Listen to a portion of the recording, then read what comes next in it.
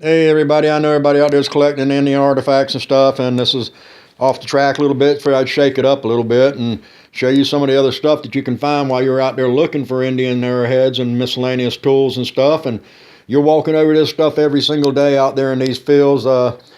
Yeah, I suggest you buy a little machine, a little metal detector, an old cheap metal detector. If you're hunting fields like I am, these fields have been plowed, this stuff's been brought up to the surface. You don't need a real expensive machine if it's been brought near the surface, so it just needs to pick up metal. It doesn't need to distinguish the gold and distinguish the silver. And if it gives a reading, dig it up. It's metal, or get it out of the ground, see what it is. It'll break the monotony. It changes just walking along and staring at the ground all the time.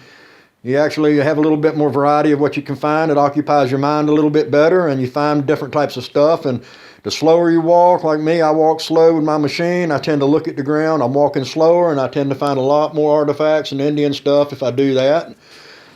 Even though I'm looking for arrowheads, I'm finding a lot of different stuff. Anyway, I'll show you a few things here. Bunches and bunches of old buckles. Like I say, we had the Over Mountain Men. It's the Revolutionary War. I believe that was a colonial button or buckle right there. And there's an old lock or a key to a lock, and boy, that's a big one. It's got a big old blob of lead on the end of it there. I don't know what that would have went to, the lock box, or there ain't no telling. That's pretty cool though. And these are gun wrenches from what I could tell online. They basically, every soldier carried one of them. They used them to remove the nipples that the percussion cap set on so they can clean them out when they get jammed up. And just miscellaneous brass pieces of stuff. A lot of it's Civil War. I know these are called J-hooks and stuff. They're Civil War. Let me see here. There's a old pocket watch. It's silver.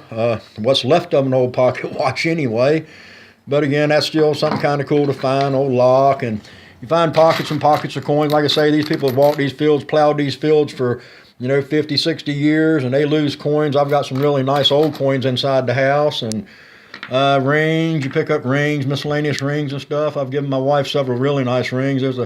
That's gold. I brought it down to a jewelry store, and they rubbed it for me and checked it and said, yeah, it's gold. It ain't but a little piece. Apparently, maybe the guy who plowed the field lost a necklace. Who knows? But you find all kinds of weird stuff with your metal detector, and I'm not sure what that is there. Some kind of little pendant-looking deal, but it was still kind of cool to find. And bunches of Civil War bullets and buttons. There's a bunch of buttons there. They're all Civil War. They've got eagles on them. Have been identified as Civil War. Clay marbles. These are all buckshot, miscellaneous musket shot and buckshot. These are Civil War bullets, and I've been picking these things up by the pocket full, and these haven't been fired. I believe they're called drop bullets. They've been dropped before they ever got fired, and got a big pile of fired ones. Like I say, we had a lot of battles up this way, and there's one there that apparently hit something soft and mushroomed out, but let's see, we got down this way here, cannonball stuff. There's a big chunk of a cannonball. It's been fired. It's blown up. Miscellaneous other pieces of cannonballs. And I got these big ones here. And from what I understand, this is called a 5-pound ball or a 3-inch ball. They were used basically to knock down the walls of the forts and stuff like that. They didn't blow up. They don't have any charge in them, so they're not dangerous or anything. But they're pretty neat. I thought they were pretty cool. And fuses, that's a fuse and going down in the cannonball. I think it's called a Bowman fuse. And another fuse here, it's called an ordnance fuse. It would have screwed down inside of a cannonball. And you have all these other smaller, these here, they went inside the real big cannonballs, and they would blow up, and they'd shoot these things out, and they'd go through and just rip everything apart, rip people apart, and anything else that was in their way. Like I say, these are the really nice ones. I kind of like them. But this is some of the miscellaneous stuff that you're walking over every single day when you're walking out in them fields. You don't know it. It's there.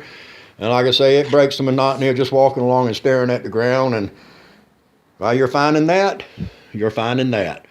Anyhow, I just thought I'd point that out. Invest in a little machine. Don't take but a few dollars. Kills a little bit more of your time and gives you a more variety of the stuff to find. I'll try to get my cases laid out and show y'all some of the really nice artifacts that I found as far as arrowheads and stuff like that. And I hope everybody's having a good day. I hope everybody enjoys looking at my videos. I enjoy looking at y'all's. And I will get back with you later. Bye.